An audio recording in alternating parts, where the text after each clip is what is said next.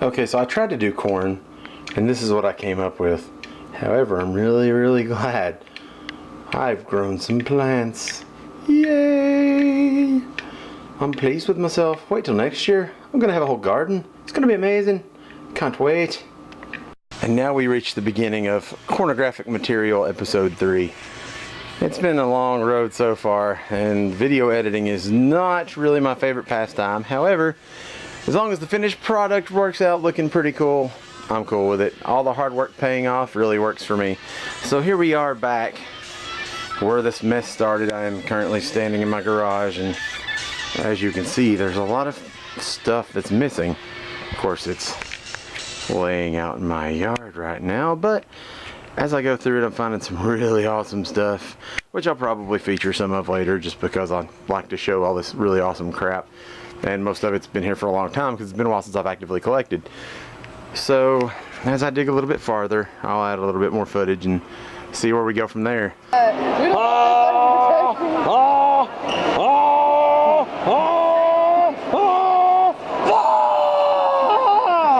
need a nap. But we're at the 33rd Annual Bluegrass Festival here at Big Ridge Park, and you can hear the psychotic giggling of my daughter in the background.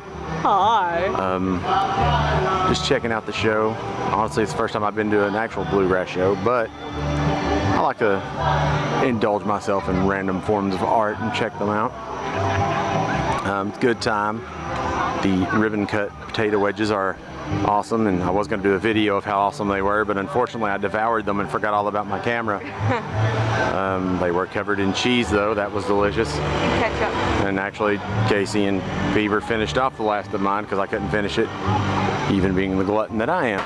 Oh my god, look at my brother's face. He was trying to paint this palette orange and it's burning his face off. Oh my god, that's one shot to the mouth he'll never recover from. Oh sweet Jesus, look, his face is red now, that son of a bitch.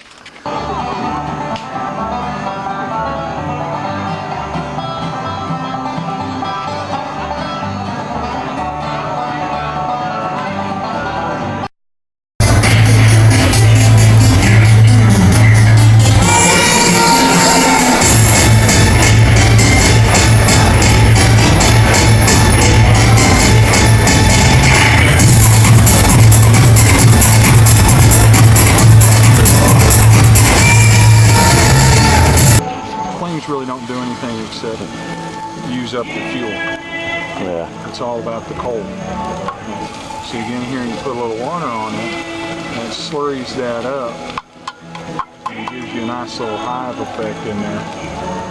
And then at the same time, it's hot enough, your water actually comes apart. When water comes apart, you have hydrogen and oxygen, both of which are wonderful fuel sources. Yeah. So it actually makes it hotter because it gives you a hive, which is called a beehive, kind of an oven sort of thing. When it's all piled up right, this is kind of a mess of a fire right now. You wasn't in a real good mood for a number of reasons. But, Upside. do something I'm not supposed to do. Oh.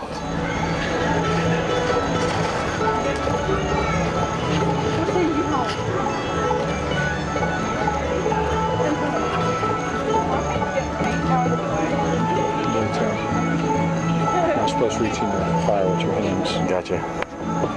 We all do it. Yeah. And we all tell each other not to. The safety rules are in place just in case, so that way we feel dumb when we do it. Yeah. If you feel dumb when you do it, you're doing it right. Yeah, you go. So, but anyway, then we got salad tongs for moving coals around selectively.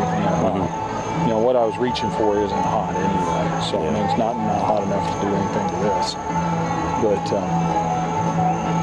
yeah, sticking your hand right in the middle is probably not a good idea. Yeah, not the best plan. And again, that's on the outside, so good way of doing that. But you always want to have a way for your fire to breathe. If it can't breathe out, it can't breathe in. This chokes it. And you don't have to really work on it. I'm just trying to burn some of the sulfur out of here for no particular reason at all. I mean, if we were going to be working in it, then that's something we need to do, and it'll turn white. All of a sudden, it'll just go, and it's white. and that's when it's all good and ready to go. And then we'll just add, as we go along, we'll add to it. We don't have to stop and clean our fire out every 2 hours, and you'll see in a lot of books and a lot of online stuff, well, fire's only good for about 2 hours, and you have to stop and clean it out and stoke it back up again. Yeah. We don't do that because we're constantly fiddling with our fire, and we're knocking the ashes out down into the cup. So we don't have to stop and rebuild our fire. So just stopping rebuilding is more like the lazy way, basically, if you don't want to have to maintain it constantly. It depends on the forge. See, a lot of them don't have an ash dump in the bottom of them.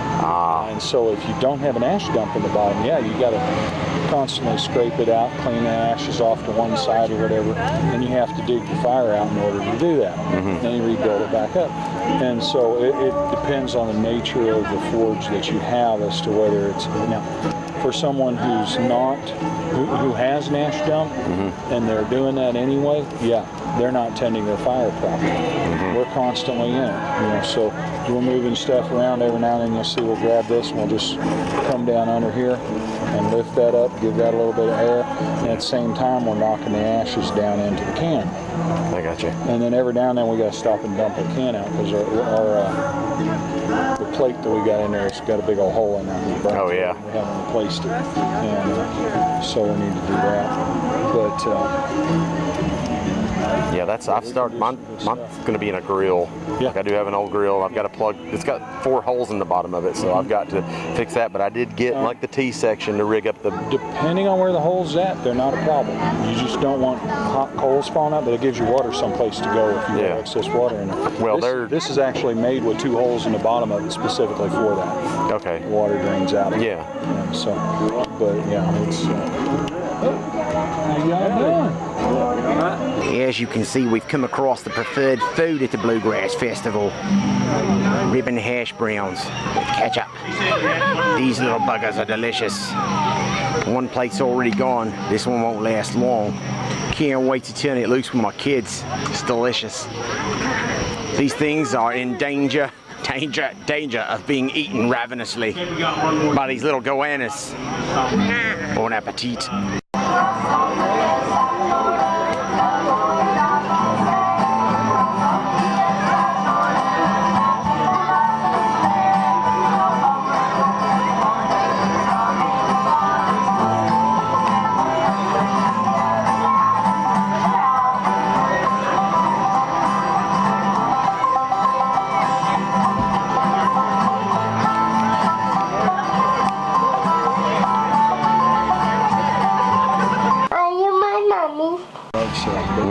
Good quality vise, gotta have at least 1, 2 is better. I did see some of those at the, like I said, I looked around Harbor Freight for a while, but I didn't see anything I really... They've got a bit here and there, but mostly it's flea market stuff. It's old tools. Yeah. Pick it up. It should. I mean, there should be some weight for its size. I mean, it's good solid steel. That one is actually kind of light for its size because it's hollow, but it's made of good steel to begin with. Little miniature knives and stuff, and you can make a nail out of it for that. Okay, look. Yeah, okay. That's what my first thing I make, that's what I want. What? My first thing that I make, that's what I want to see. I want to have my first project in hand and be like, here it is. Doesn't matter what, it could be a nail. I'll be like, this is the greatest nail ever. I am so proud of this nail. Not yet, but I'm hopeful. Yeah. He's just getting his stuff put together. Yeah, that's what he's saying. Wear it as a necklace as a reminder that I made that. Or turn it into a ring. Yeah. Or make a ring out of it. Oh, or a ring. That would be awesome. Family heirloom. Yeah.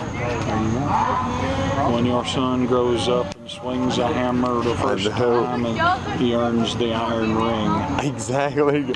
First item you make. When you begin, I pass on the first item I make. When you make your first, you save it for your son. Forward and forward, and as far as it can go.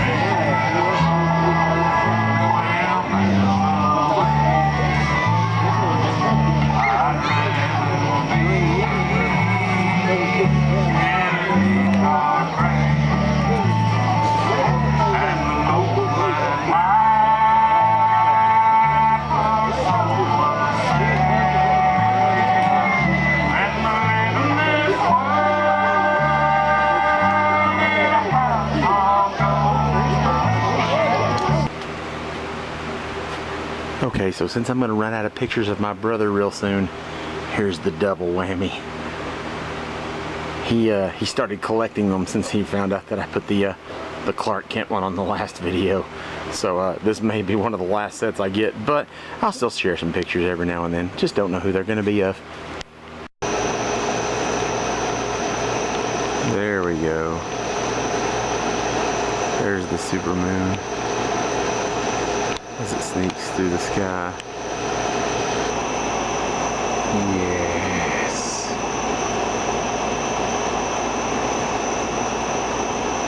Perfect. Oh.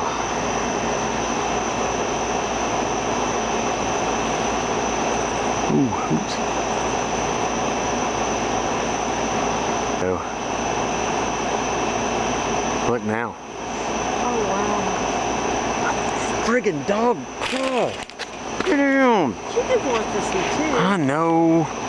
She's just not helping very much. Sorry, Tiff. I just need you to be down for a minute. There we go. I can't see out of my right eye right now. I can't see out of my left. So together we got a set of good eyes. Damn it. I've still got some stuff right here that I got to go through. But as we move along, we can see my tools are over here. I got to put these doors on a cabinet. Move along, skadoosh, look at that. Toys up where I can get to them. More Dragon Ball Z toys and stuff.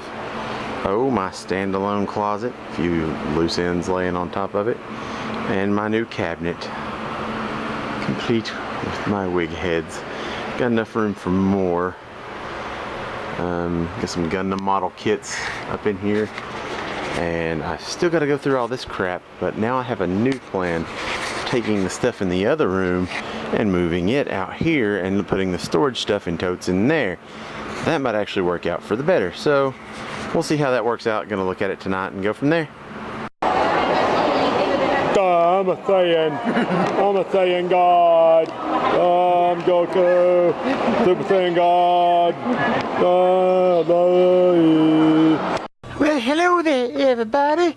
It's your old pal Kruggy. Kruggy the Sperm. Well, I was sitting here alone in the basement and decided I thought I might tell a little history of how I came to be. Now, last time I told you about my love of fish tacos. Well, before those fish tacos, which I love to devour, I came out with a lot of my siblings. We tried to escape down this tunnel and escape into the light. Well, as we made it into the light, we ran across the arch nemesis of Kruggy. These things are known to eat Kruggies and their kin. So, let me introduce you to my arch nemesis, the sock. Now, it could be any sock. This one is a crew.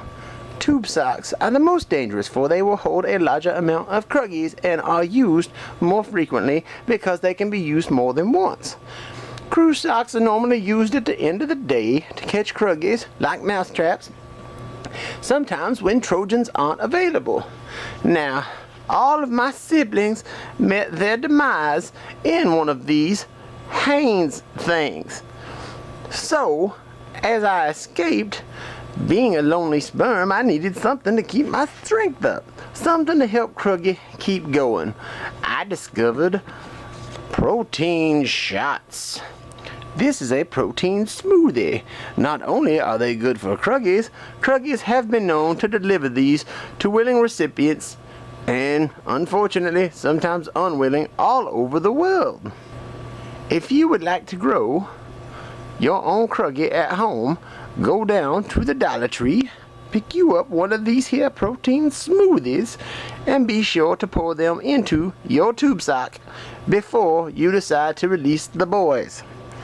This will help Kruggies grow, be big and strong, and you too can have your own farm of Kruggies swimming around your house. You may want to avoid bringing over any female companions, for we still are large impregnators. However, if you are in a position where you are having to use one of these socks to catch Kruggies, you probably don't have any concerns about having female companions. And can you imagine what we would do to a normal size egg being as big as we are? We would tear that up. You would have sumo babies, big 20-pounders trying to squeeze out of that small little cubby hole. And we Kruggies cannot help ourselves. We are genetically programmed to swim up the canal and fertilize eggs. So be nice to your Kruggies. Do not leave them in the bottom of a tube sock. You're better off putting them down a shower drain. That is more humane. Even goldfish owners will flush their fish down the toilet into the sewer. At least this way, Kruggies can swim a little bit longer before they go on into the afterlife.